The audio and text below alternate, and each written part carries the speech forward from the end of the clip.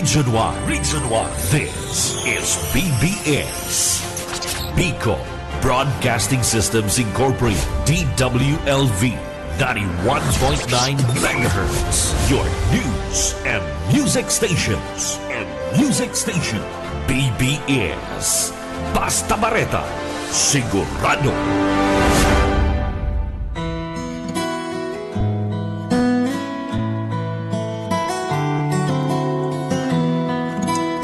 Magandang umaga po, Bicolandia. Magandang umaga po dito po sa probinsya ng Camarines Sur at magandang umaga dito sa lungsod ng Naga at magandang umaga po sa lahat ng inaabot ng signal na ito at sa lahat ng masusugid na taga-pakinig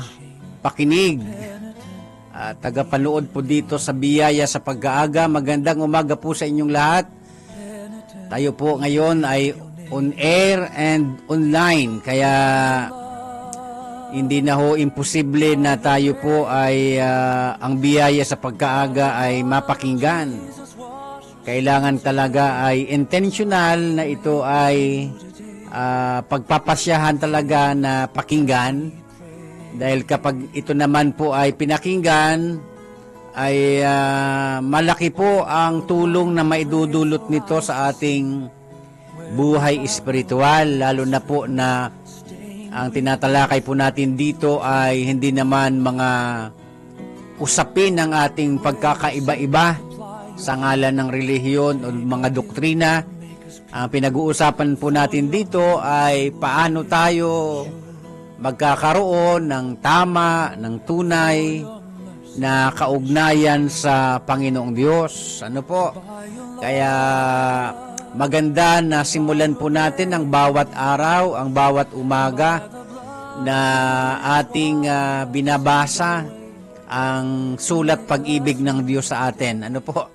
Ang nasusulat sa banal na kasulatan. Minsan pa po, sa ngalan po ng Alliance of Ministries of Metro Naga Incorporated, ako po ang inyong lingkod, Pastor Luis Bolaños, at sa technical si Sir Director Ariel Camarote. At sa loob po ng ilang mga minuto, tayo po ay sama-samang makinabang ng mga aral ng Panginoon sa ikatatatag at lalo pa nating pagkakaroon ng malapit na kaugnayan sa ating manlilikha. At simulan po natin ito sa panalangin. Manalangin po tayo. Ama naming Diyos sa langit, sa mga sandali pong ito kami ay dumudulog sa inyo na may pusong nagpupuri, nagpapasalamat sa buhay na muli mong kaloob sa amin. Sinasamba ka namin, Ama, sa aming sama-samang pakikinig, pag-aaral ng iyong mga aral. Ang banal mong Espiritu ang magbigay po sa amin ng kaunawaan, lalo na po sa mga makikinig at sa lahat pa po ng magre-replay nito. Ito ang aming dalangin sa pangalan Ama ng aming Panginoon Kristo. Amen. Magandang umaga po sa aking inaanak, si Ana Azero Dashan. Okay. Sige po, tuloy-tuloy na ho tayo. Magandang umaga din po kay Ma'am Lourdes Garrido. So, ngayong umaga, tatalakayin ko po sa inyo at ipapaalala sa atin ng aral ng Panginoon ang tungkol po sa pagsamba. Katunayan, bago ako pumarito, may mga nakita na po akong bukas na mga lugar na pinagdadausan ng pagsamba. Ang tawag natin dyan ay church, di ba? Church building. Physical, material na building. Yan. So, may mga nakita na ako, alas 4 pa lang, may nakita na akong bukas na ang simbahan at nagdadaos na po ng tinatawag na ceremonial. Ano? Ang tawag dyan ng Biblia, ceremonial eh. Ngayong umaga, sa liwanag ng aral ng Panginoon, ay ipapaalala sa atin, what is the purpose of worship? Ano po? Ano ba talaga ang pinakalayon? Ano ang pinaka-unilalayon ng pagsamba? Bakit halos sa ating tradisyon, sa ating kultura, ay kaugnay na, kaakibat na ang usaping pagsamba. Magandang umaga po kay Sister Eva Agregado at kay Sir Felipe Agregado Jr. Magandang umaga po. Kaya ngayong umaga, ito po ay kung tutuusin, kung ikaw ay palabasan ng banal na kasulatan, alam mo na ito kung tutuusin. Ano po? Pero minsan, ang mga bagay na kung tutuusin ay basic. Ano? Yung tinatawag nating, sabi ng iba, elementary teaching, yun pa nga nakakalimutan. Kaya ang ating nakakalimutan o nakakalimutan ng nakararami ang ipapaalala sa atin ngayong umaga. Sapagkat ang pag-uusapan natin ngayong umaga, what is the purpose of worship? Ano ba talaga ang layon, nilalayon? Ano ang dahilan kung bakit tayo sumasamba? Ano? Sabi nga po ng isang songwriter at composer na sabi niya sa kanyang statement, worship is more than a song. Sabi niya, ang pagsamba daw po ay higit pa sa mga inaawit natin. Sapagkat kapag tayo ay nagkakatipon publicly, di ba? Publicly o kaya privately, ay hindi ho nawawala na tayo ay umawit, awitan natin ang pagsambang awit ang Panginoong Diyos, lalo na sa ating mga pampublikong pagsasama-sama, dahil tayo ay nagkakasama-samang sumasamba sa Panginoong Diyos. Sabi ko nga po, kaakibat na ito ng ating kultura at ng ating tradisyon. Kaya nga lang, napapansin ko po na tayo ay masyadong nakapukos, nakasentro sa mga tinatawag na mga seremonyal. Doon tayo nakasentro eh. Kung papansin ninyo, kung mag-o-observe po kayo, bawat simbahan may mga pasistema ng pagsamba. Okay? But again, matagal na yata itong naituro ko dito na sinabi po natin na pag ang usapin ay pagsamba, hindi po maaari na sinasamba natin ng Diyos sa paraang gusto natin. Pagkapagsamba ang pinag-uusapan, kinakailangan natin na sasambahin ng Diyos sa paraang gusto niya. Lalo na nga, bawat simbahan ay may pasistema ng pagsamba. Diba? May mga seremonyal. Magandang umaga po kay Ma'am Nelda Mabait at kay Sir Luis R. San Jose Jr. Salamat po sa panunood. So, ngayong umaga, ipapaalala lang naman sa atin, sa mga nakakaalam na, at least paalala ito sa atin. Ano? Sa hindi pa nakakaalam, mas magandang malaman natin ito. Ano ba talaga ang pinaka layon ng pagsamba? Bakit tayo kailangang sumamba? Ano? At halos naging kaakibat na, kaugnay na, nakadugtong na, kumbaga bahagi na ng ating pamumuhay bilang isang tao na tulad ngayon, traditionally, sumasamba ang mga Pilipino pag-araw ng linggo. Huwag na nating pagdebatihan na dapat ang pagsamba ay ganitong araw, ano? Sapagkat sa bagong tipan naman ay may nabanggit din si San Pablo na bawat araw, Lunes hanggang linggo, yan ay pwede naman nating mai-offer sa Panginoong Diyos. Ano po? Kaya wag na nating pagdiskusyonan ng mga bagay na ano dapat ang araw ng pagsamba. Ang mahalaga, may inilalaan kang isang araw na yun ay intended only for the Lord. Okay, magandang umaga po kay Ma'am Marian Hausian Bautista. At magandang umaga din po kay Sister Flor Obrero Cabañez. Salamat po sa panonood. Ngayon, tuloy na po tayo. Mula po rito sa Filipino translation, awit kabanatang 63, talatang 1. Diyan lang tayo sa talatang 1. Ang sabi po diyan ay ganito ang nasusulat, O Diyos, ikaw ang aking Diyos na lagi kong hinahanap. Ang uhaw kong kaluluwa ay tanging ikaw nga ang hangad. Para akong tuyong lupa na tubig ang siyang lunas.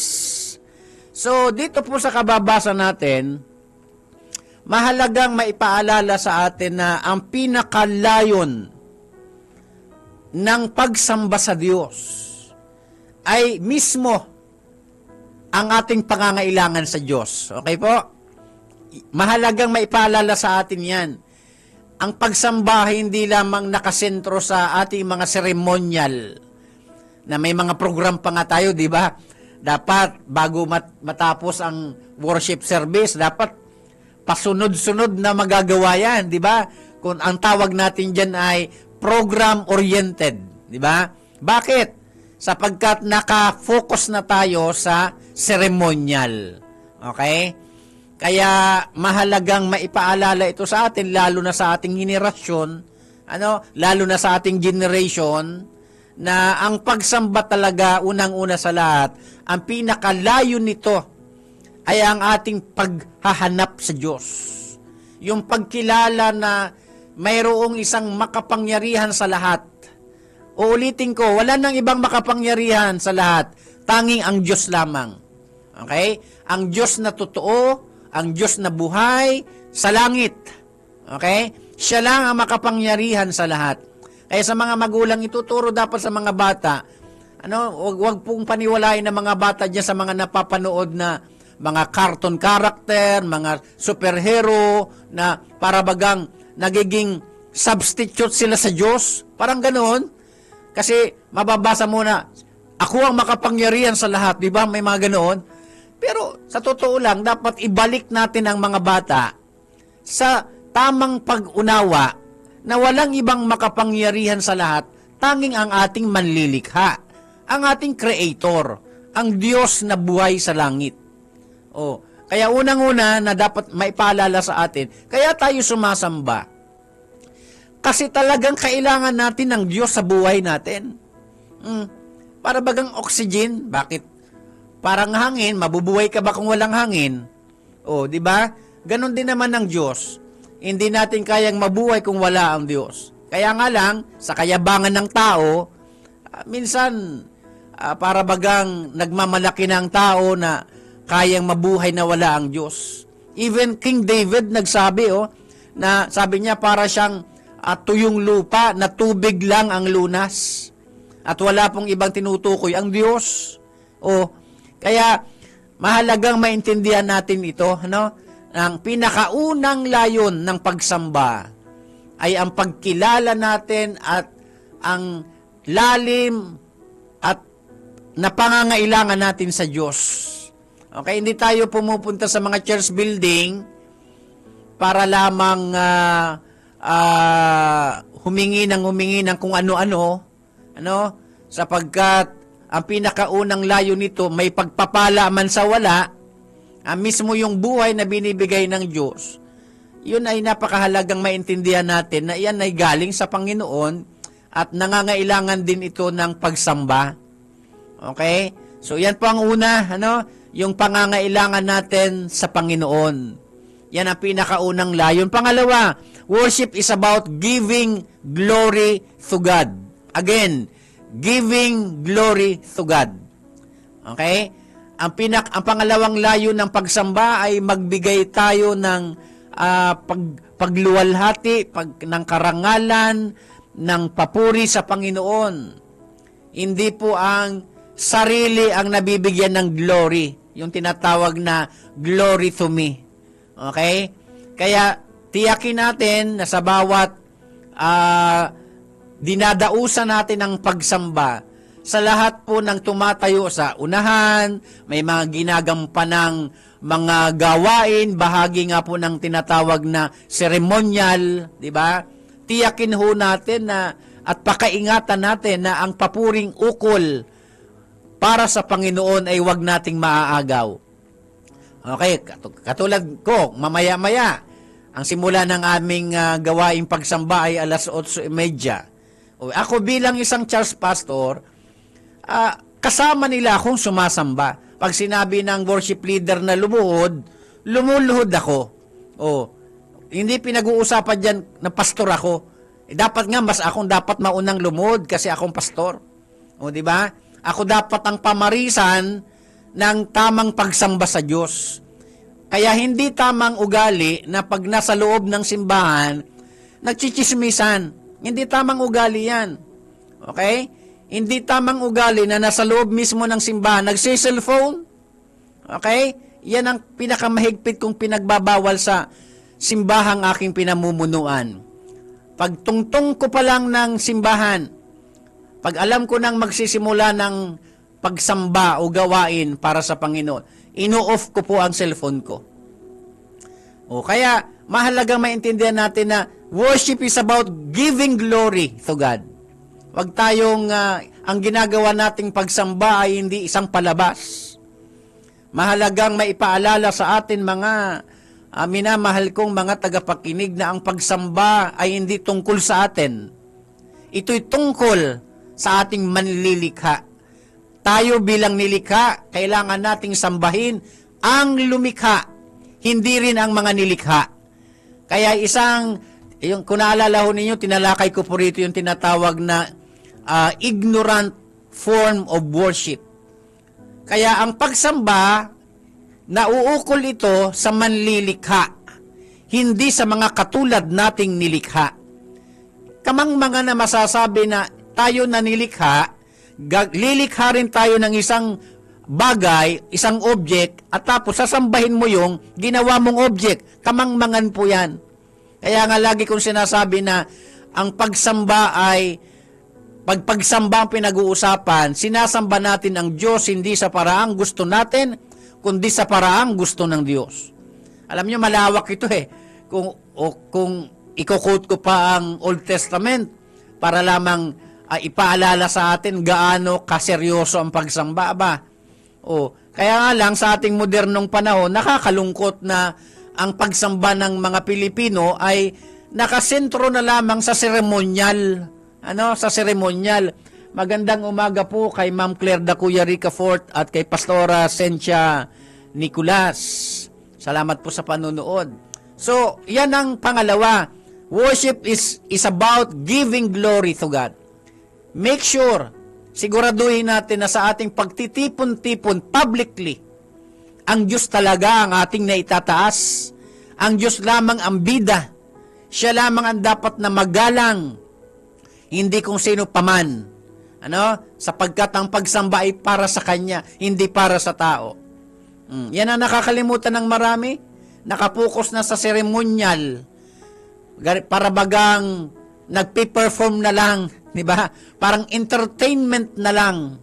Kaya baga sa social media, nakakapanood tayo ng mga iba't ibang mga simbahang binabatikos, di ba? Sapagkat bukod sa seremonyal na nga, nakapokus na sa seremonyal, hindi pa nabibigyan ng Diyos ng kapurihan. Hindi siya nabibigyan talaga ng karangalan. Kasi ang pagsamba ay walang paggalang, di ba? Sabi nga po ng kung may Biblia kayong katabi, pwede ho ninyong basahin ngayon. Hebreo 12, talatang 28. Ang sabi po dyan, sa pangalawang praise, ang sabi dyan, kaya sambahin natin ng Diyos sa paraang kalugod-lugod sa Kanya.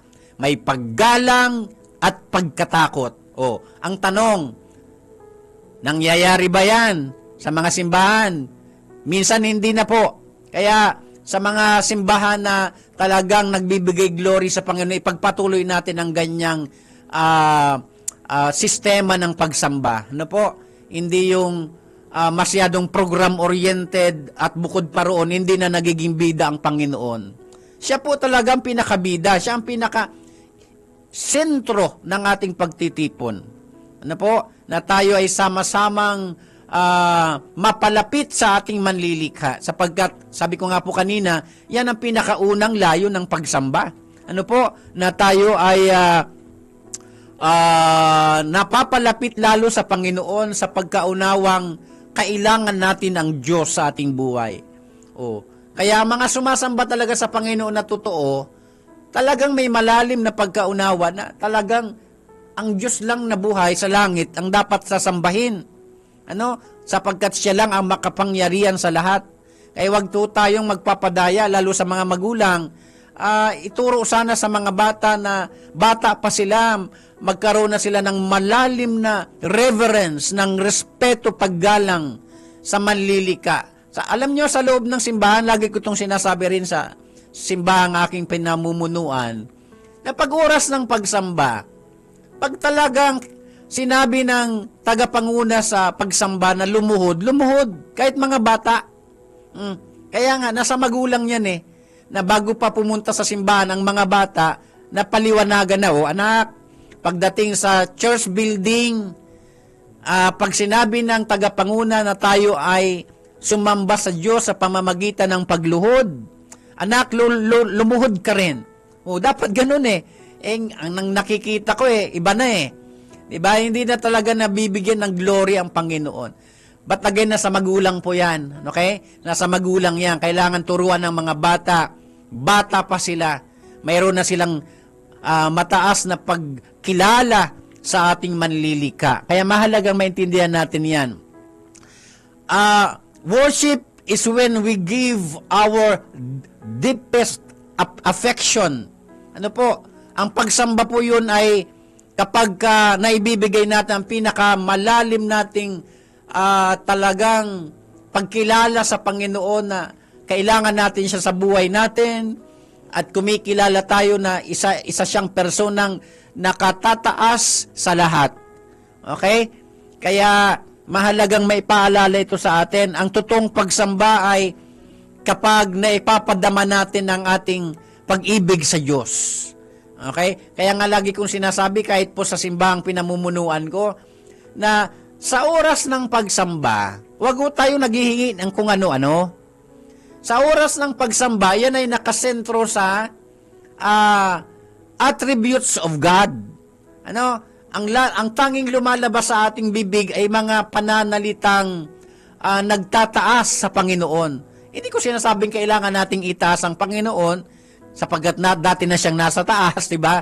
Ang tinutukoy natin, yung talagang sa oras ng pagsamba, hindi tayo humihingi ng mga kung ano-ano. Sumasamba, Lord, pahingi po kami wala na po kami pambayad sa kasureko. Wala na kami pambayad sa nawasa. Lord, wala na kaming bigas. Lord, wala na kaming pera. Hindi po ganun ang pagsamba Ang pagsamba po ay nakasentro sa attributes of God. Ang tanging lumalabas sa ating bibig sa oras na tayo ay sumasamba ay mga pananalita na tumutukoy, bumabanggit sa mga katangiang banal ng Diyos. Na ang Diyos ay makapangyarihan sa lahat, na siya ay mabuting Diyos, na siya ay napakabanal na Diyos, na siya ay sovereign God, Almighty God, All-Powerful God. Diba? Something like that. Marami pang iba, ang dami-daming attributes ng Panginoon, marami ang tawag sa Panginoon. Diba? Kaya mahalagang maintindihan natin na yan ang pagsamba. Hindi kung sumasamba. Kaya lagi kong sinasabi, iba ang masimba sa masamba. Ano ang masimba? Ang masimba, pupunta tayo doon sa lugar kung saan dinadaos ang pagsamba. At pagdating natin sa simbahan, kinakailangan tayong pare-parehong sumamba. Okay? Kaya, wag nating kalilimutan kung sino ang ating sinasamba. Sinasamba natin ang Diyos na Espiritu, na hindi man natin siya nakikita, pero yun ang pagsambang nais niya. Kaya nga sa Ebanghelyo ni Juan, Kabanatang 4, talatang 24, sinasabi diyan na ang Diyos ay Espiritu, kaya dapat siyang sambahin sa Espiritu at sa katotohanan. Take note the word dapat. It is a must. Ang pagsamba sa Diyos ay must. Kailangan. Sabi sa English translation, God is a spirit and we must worship Him. Take note the word must. We must worship God and spirit and in truth. Yun ang pagsambang gusto ng Diyos. Kaya mahalaga maintindihan natin what is the purpose of worship. Okay? Gusto ng Panginoon na tayo na kanyang nilikha, sambahin siya sa pagsambang nais niya. Hindi sa paraang nais natin. Kasi pag ganun ang ginawa natin, hindi tatanggapin ng Diyos ang ating pagsamba. Very particular ang Panginoon, tandaan natin. Very particular ang Diyos kapag nagbigay siya ng panuntunan, lalo sa usaping pagsamba, yun ang dapat nating sinusunod. Huwag tayo mag-imbento na, ito gagawa ko ng isang object, tapos itong object na ito babasbasan, tapos pag binasbasan, yun na ang aking sasambahin. Kapalit, substitute ng Panginoon. Maling-mali po yun. Ang tawag dyan ay ignorant form of worship. Pag sumamba tayo, wag na nating gawing komplikado. Ang Diyos nga mismo hindi niya ginawang komplikado wag nating gawing komplikado. Kahit saan tayo naroon, pumikit ka o dumilat ka, tumingala ka sa langit, tumungo ang ulo mo, sumamba ka sa Panginoon, pagsamba na yan. Bakit gagawin nating complicated ang pagdating sa pagsamba? Hindi ba? Kaya, alam niyo ang lawak nito. Magandang umaga kay Sister Gina Jane Noblisala. Kaya mahalagang maintindihan natin ito. Kaya itong tinatalakay ko ngayong umaga ay paalala lang kung tutuusin. Paalala lang. Sa mga nakakaalam na, paalala ito. Baka tayo nakalilimot, na masyado na tayong nakasentro sa ceremonial. Sa mga hindi rin nakakaalam, mas magandang nalaman natin ito. Kasi hindi pwede na basta na lamang tayo sasamba sa Diyos sa paraang gusto natin. Diba? Hindi pwedeng ganoon. Sasambahin natin ang Diyos sa paraang gusto niya. Okay? Kaya sa Psalms 63 verse 1, mahalagang maintindihan natin na yan ay tumutukoy talaga sa malalim na uri ng pagsamba. Yung pangangailangan ng tao sa isang personang makapangyarihan sa lahat, na kung wala siya, wala tayong buhay. Na kung wala ang Diyos, hindi tayo masusurvive sa buhay at even maka-strive, lalo na. Diba? Talagang kailangan natin ng Diyos. Okay? At bago ako magtapos, gusto kong ipagdiinan na sa araw na ito, sa ating kanya-kanyang pagpunta, kung saan man tayo sumasambang lugar, tiyakin natin ang Diyos ang ating sinasamba. Okay? Ang Diyos lamang na totoo, Diyos na buhay sa langit, ang ating sinasamba ng buong paggalang at pagmamahal. Okay? Kasi sa araw na ito, sigurado ako, may mga sasamba rin. O kaya nga baga sa Amerika, nakakalungkot, may mga sumasamba na doon sa demonyo. Di ba? Sumasamba na kay Satanas, yung mga tinatawag nating mga satanista. Di ba? O kaya tayo naman, kailangan tayong sumamba sa totoong Diyos. Kasi wala nang papantay sa Diyos. Walang katulad ang Diyos. Siya ang makapangyarihan sa lahat. Okay? So hanggang dito na lamang, mahaba sana ito pero mahalaga na naipaalala lamang sa atin kung bakit tayo pupunta sa kanya-kanyang mga lugar sambahan, sapagkat yun ang naging kaugalian natin, pero tiyakin natin na pag nasa loob na tayo, talagang sasamba tayo sa Panginoon ng buong paggalang. Manalangin po tayo. Amang Diyos sa langit, salamat po. Katulad ng aming pinag-aralan, sinasamba ka namin. Ikaw lamang ang iisa at tunay na Diyos na buhay na makapangyarihan sa lahat. Ito po ang aming dalangin. Purihin ka. Marami pong salamat sa pangalan ng Panginoong Hesukristo. Amen. Muli po ako pang inyong lingkod, Pastor Luis Bulaños. Susunod na po ang Beautiful Sunday. At ito po ay ihatid po ni Sir Oscar Esmenda. Magandang umaga po sa inyong lahat.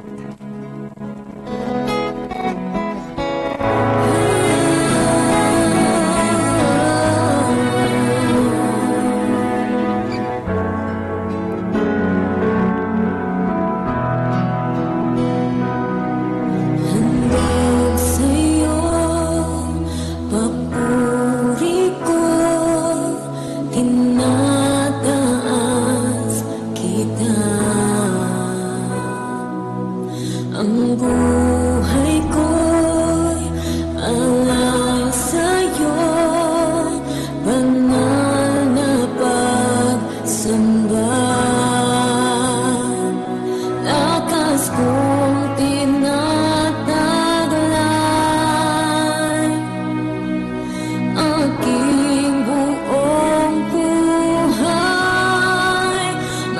pagsampangalay, papurihan kang tunay,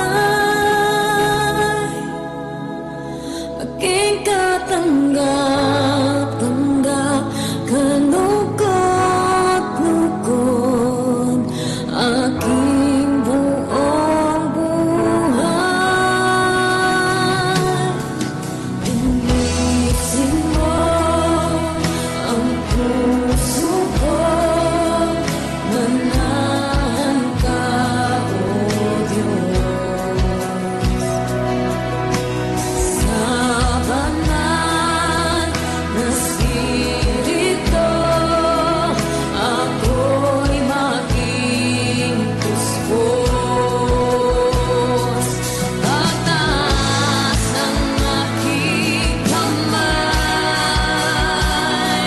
awit na walang humpay, maging pagsambangalay, papurihan kang tunay,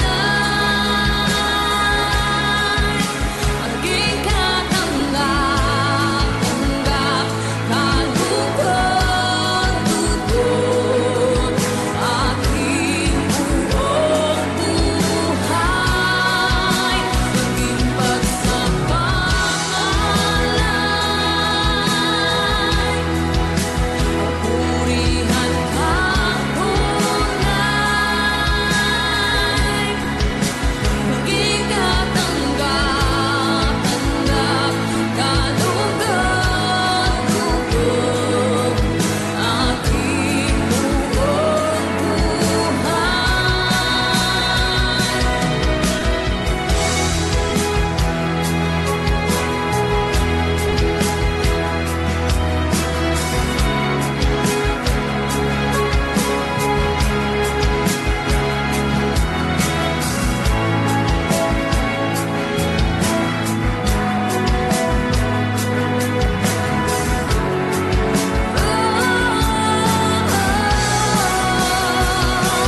lakas kong tinataglay, aking buong buhay, panasang aking kamay,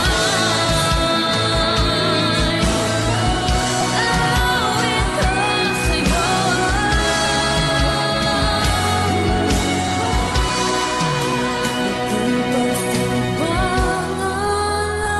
Pagsambangalay, papurihan ka